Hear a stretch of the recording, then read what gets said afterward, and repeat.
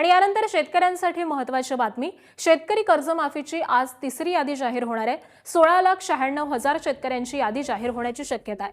आतापर्यंत कर्जमाफीची योजनेत प्राप्तिकर भरणाऱ्या 94,000 आणि अन्य कारणांनी 46,000 म्हणजेच 1,40,000 शेतकऱ्यांना वगळण्यात आल्यानंतर ही यादी जाहीर होणार आहे। राज्य सरकारच्या वतीनं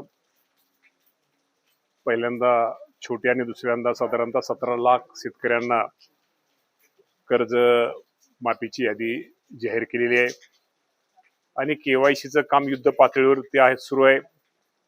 साधारणतः आज अखेर त्यामध्ये मला आकडा आज सांगितलं तर 12 लाखाच्या आसपास केवायसीचं काम पूर्ण झालेलं आहे आणि जे शेतकरी यामध्ये इन्कम टॅक्स भरतात त्या शेतकऱ्यांची यादी आणि त्याचप्रमाणे काही शेतकऱ्यांची अपूर्व कागदपत्र अशी साधारणतः ह्या 2-3 दिवसामध्ये सगळं केवायसीचं काम पूर्ण होईल आणि येणाऱ्या 1-2 दिवसामध्ये कर्जमाफीची रक्कम शेतकऱ्यांच्या खात्यामध्ये यायला सुरुवात होईल। खरं तर एक राज्याचा कृषी मंत्री म्हणून या राज्याचे मुख्यमंत्री देवेंद्र फडणवीस साहेब असतील, एकनाथजी शिंदे साहेब असतील, सुनेत्रा वहिनी पवार साहेब असतील, मॅडम ताई असतील, या सर्वांचं एक राज्याचा शेतकरी कृषी मंत्री म्हणण्यापेक्षा शेतकऱ्याचा मुलगा म्हणून या अडचणीच्या काळामध्ये माझ्या शेतकऱ्यांना ही कर्जमाफी दिलेली आहे आणि ही कर्जमाफी यादीनं दुसरी पण यादी लवकरच होईल आणि साधारणतः एकंदर 56 लाख शेतकऱ्यांपेक्षा जास्त शेतकऱ्यांना याचा लाभ होणार आहे आणि यासाठी राज्य सरकारला 40,000 कोटी एवढी रक्कम ही मदत शेतकऱ्यांना आम्ही कर्जमाफीची देणार आहोत। खरं तर मगाशी मुख्यमंत्र्याचा आभार मी ह्यासाठी म्हणले कारण का आता कुठलीही निवडणूक डोळ्यासमोर नाहीये। निवडणूक डोळ्यासमोर नसताना सुद्धा माझा शेतकरी अडचण झालेल्या शेतकऱ्याला मदत करणं ही शेतकऱ्याची जबाबदारी होती, म्हणून मुख्यमंत्री आणि दोन्ही उपमुख्यमंत्र्यांनी या कामी माझ्या शेतकऱ्यांना मदत केलेली आहे।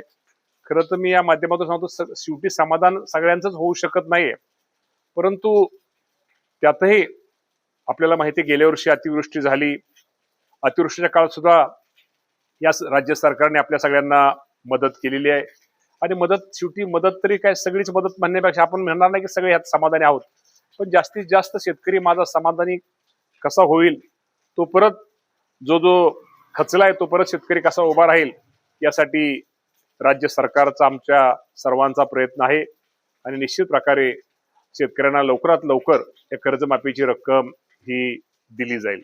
यामध्ये काही तांत्रिक मुद्दे देखील आता उपस्थित केले जात आहेत। या सगळ्या कर्जमाफीमध्ये जे काही तांत्रिक मुद्दे आलेले आहेत त्यामुळे शेतकऱ्यांचं सिबिल खराब होईल अशा पद्धतीचे असं काही होणार नाही। कर्जमाफीच्या बाबतीमध्ये तुम्हाला एवढं सांगतो, जिल्हा मध्यवर्ती बँकेच्या बाबतीत तर अडचण अजिबात नाहीये। अडचण आहे ही राष्ट्रीयकृत बँकाच्या बाबतीमध्ये आणि हेरकट योजना किंवा काय योजनेच्या बाबतीमध्ये मी तुम्हाला एवढं सांगतो, आपल्या माध्यमातून शेतकरी बांधवांना सांगतो, समजा रक्कम जरी आपल्याला बँकेला कमी, माझं समजा एखाद्याचं 1 लाख रुपये कर्ज आहे आणि बँक आपल्या शासनाकडून साधारणतः 60,000 रुपये रक्कम आली, ते शेतकऱ्यांनी अजिबात विचार करू नये, हेरकट तसलं काहीच विचार करू नये। वरचे 40,000 रुपये हे बँकेने त्यांना माफ करायचे आहेत आणि तसा राज्य सरकार आहे आमचा बँकेचा, त्याप्रमाणे आमचा करार झालेला आहे। त्यामुळे ती 40,000 रुपये ही शेतकऱ्याला त्याची ती माफी मिळणार आहे। त्यामुळे शेतकऱ्यांनी अजिबात काळजी करू नये आणि एकदा ही कर्जमाफी झाल्यानंतर, ही रक्कम झाल्यानंतर साधारणतः दुसऱ्या दिवशी त्यांना शेतकऱ्याला आपल्या त्याच दिवशी म्हणलं तर शेतकऱ्याला नीलचा दाखला ना बाकीचा दाखला मिळणार आहे आणि दुसऱ्या दिवसापासून त्याला पीक कर्जाचं नवीन वाटप हे निश्चित प्रकारे करायचं आम्ही सगळ्यांनी सूचना सर्व बँकांना दिलेल्या आहेत। कर्जमाफीच्या यादीत खरं तर नाव नसल्यामुळे 2 शेतकऱ्यांनी आत्महत्या केल्या। नांदेड जिल्ह्यातल्या लोहा इथली घटना आहे, कसं पाहता कृषी मंत्री म्हणून? या बाबतीमध्ये खरं तर शेतकऱ्यांनी थोडं यादी अजून 3 याद्या ती अजून 2 याद्या लागणार आहेत, त्यामुळे थोडं थांबणं गरजेचं आहे। थोडी शेवटी संयम तर आपल्याला पाळावाच लागेल आणि शेवटी खरं आहे शेतकऱ्यांची काही चूक नाही, शेतकरी खूप अडचणीत आहे, पण अडचणीच्या काळामध्ये सुद्धा सरकार आपल्याला मदत करते आणि आपलं पहिल्या नाही यादीत, दुसऱ्या यादीत नाही, तिसऱ्या चौथ्या यादीत तर आपलं नाव येईल।